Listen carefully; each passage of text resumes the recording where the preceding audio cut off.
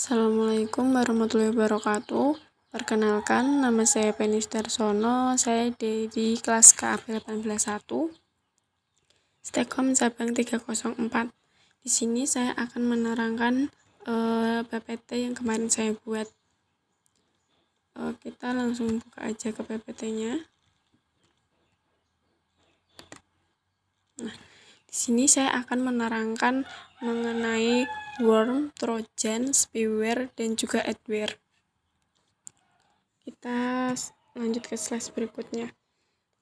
Worm merupakan program yang menggandakan dirinya secara berulang-ulang, misalnya di memori atau jaringan, menghabiskan sumber daya dan mungkin mematikan komputer atau jaringan. Sebuah worm dapat menggandakan dirinya dengan memanfaatkan jaringan LAN, WAN, atau internet, tanpa perlu campur tangan dari user itu sendiri. Beberapa worm juga menghabiskan bandwidth yang tersedia. Selain menyebarkan dalam sebuah sistem, worm juga dapat menyebar ke banyak sistem, tetapi beberapa worm juga dapat mencakup kode-kode virus yang dapat merusak berkas, mencuri dokumen, email, atau melakukan hal lain yang merusak atau hanya menjadikan sistem terinfeksi tidak berguna. Di sini ada beberapa contoh dari worm, yaitu 1. ADM worm, 2. Code Red, 3. Love Letter, 4. Nimba, dan juga 5. SQR Slammer. Nah, di sini kita akan lanjut ke Trojan. Trojan merupakan program yang bersembunyi di dalam atau tampak seperti program sah atau ilegal. Tujuan dari Trojan adalah memperoleh informasi dari target, password kebiasaan user yang tercatat dalam sistem log, data, dan juga lain-lain, dan mengendalikan target, memperoleh hak akses pada target. Trojan berbeda dengan jenis perangkat lunak mencurigakan lainnya seperti virus komputer atau worm karena dua hal, yaitu Trojan bersifat siluman dan tidak terlihat dalam operasinya dan seringkali berbentuk seolah-olah program tersebut merupakan program baik-baik. 2. Yaitu Trojan dikendalikan dari komputer lain atau komputer attacker. Nah, berikut ini adalah beberapa jenis Trojan yang beredar, antara lain 1. Pencuri password, 2. Pencatatan penekanan tombol atau sering disebut dengan keystroke logger atau keylogger, 3. Tool administrasi jarak jauh atau remote administration tool (RAT). 4. Yaitu DDoS Trojan atau zombie Trojan, 5. Trojan virus, dan ke-6 cookies stuffing.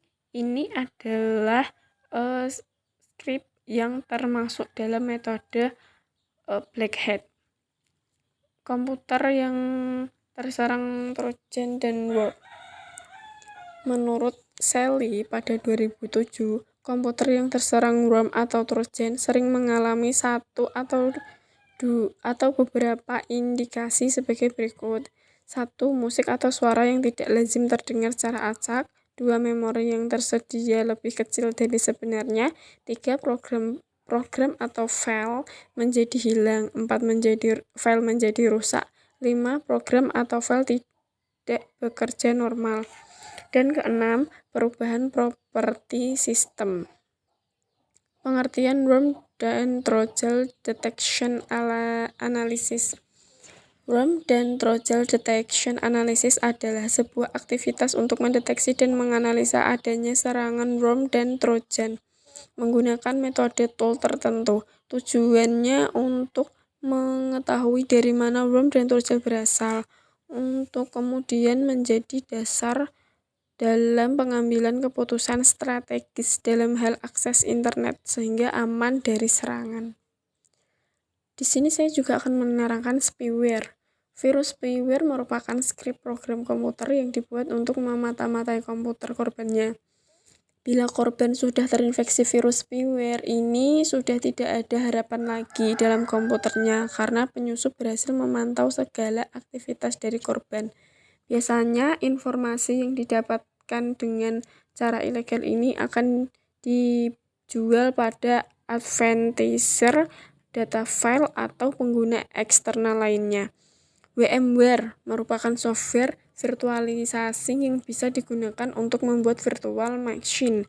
Dengan aplikasi VMware ini bisa melakukan percobaan dengan menggunakan sistem OS ataupun mulai dari Windows, Mac, Linux, install mikrotik di VMware dan lain sebagainya.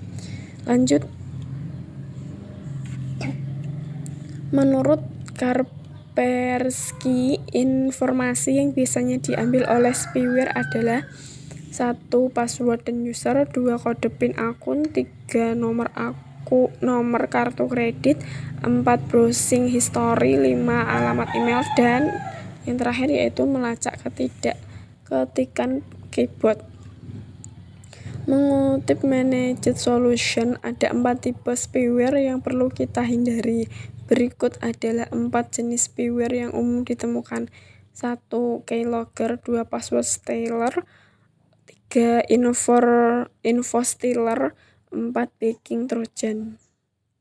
Cara menghindari spyware yaitu ada beberapa, di antaranya dinonaktifkan auto run, hati-hati dalam mendownload file, jangan klik pop-up ADS, waspada lampiran email, pastikan antivirus dan OS selalu update, aktifkan pop-up blocker. Kita lanjut ke adware.